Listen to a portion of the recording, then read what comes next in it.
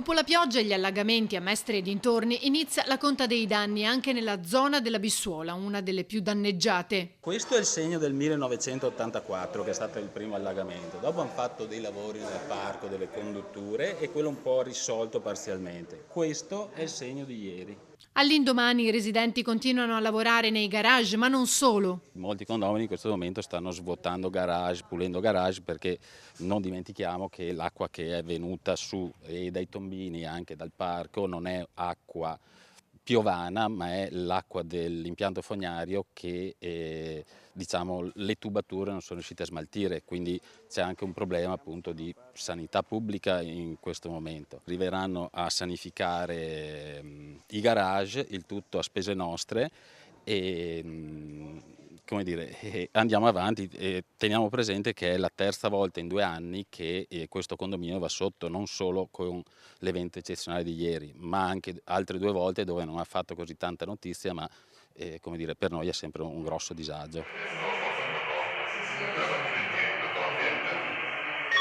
Da anni i residenti attendono un intervento che non arriva. Il Comune aveva già previsto nel 2014 di raddoppiare l'impianto dell'idrovora qui dietro, che è l'idrovora di via Bissagora, che quindi avrebbe dovuto metterci in sicurezza tutta questa zona.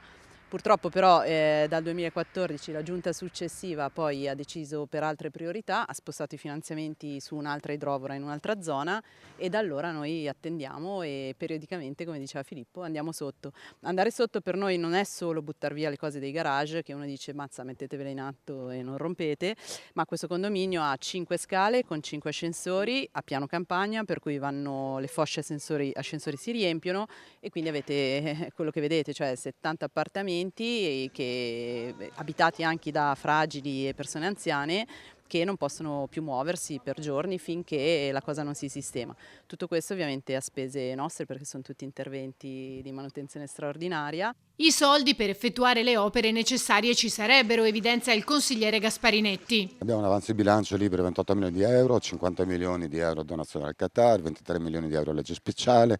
Stiamo vendendo tutti gli alloggi comunali a Spinea, sono altri 13 milioni di euro. Voi mettete in fila questi numeri e viene fuori una cifra che nessun altro comune del nord-est credo possa neanche ipotizzare, neanche nei suoi sogni più spinti. Ora, il problema è che qui sappiamo benissimo, e lo sappiamo da tantissimi anni, che la zona di fatto è diventata un bacino di laminazione e questo condominio diventa il bacino